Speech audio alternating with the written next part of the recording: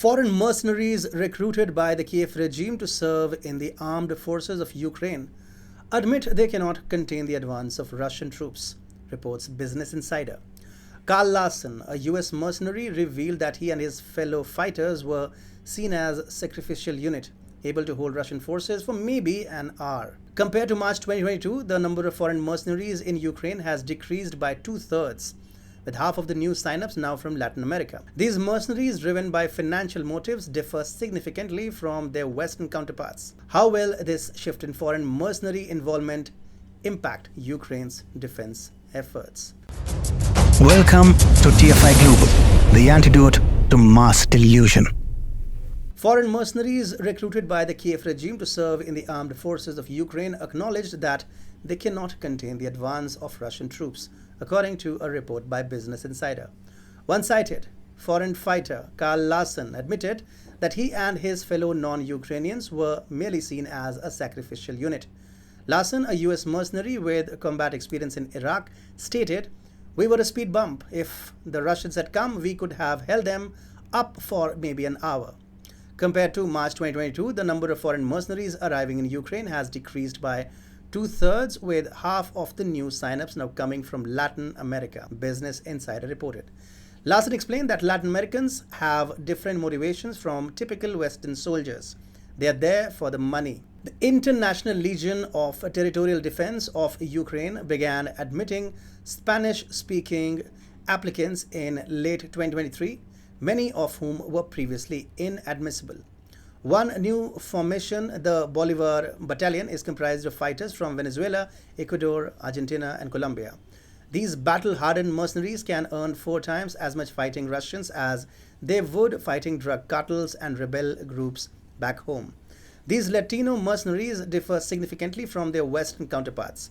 Larson noted that Western mercenaries were often adrenaline junkies, people looking for a surrogate family, or those with personal problems back home. Business Insider confirmed that the International Legion has been a mixed bag of qualified veterans, glory seekers, and people trying to give their often chaotic lives meaning, but totally unsuitable for a military role in a war zone.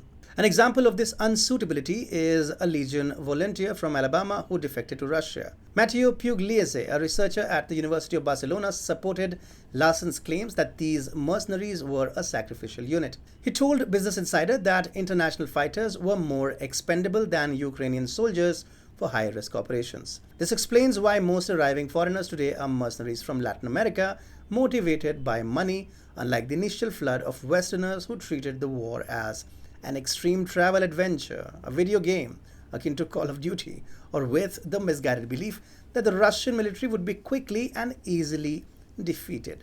What idiots!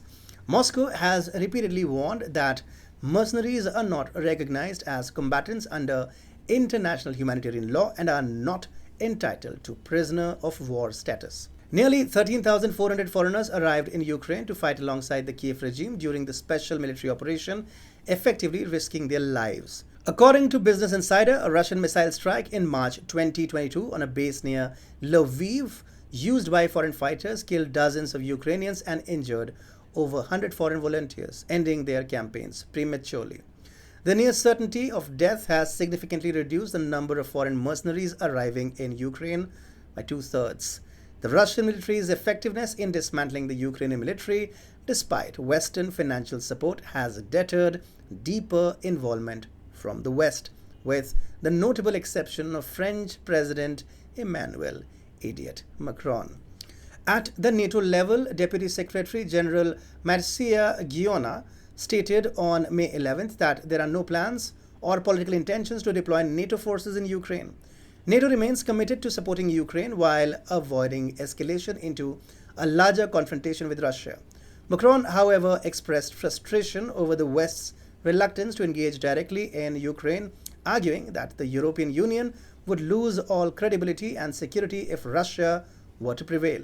He emphasized that EU nations must be ready to act if Russia goes too far, asserting that our own future and the security is at stake in Ukraine. The Kiev regime is even more frustrated by the West's hesitation. They face perpetual ammunition and weapon shortages, conscription and mobilization issues, and a decline in foreign volunteers compared to 2022 and 2023.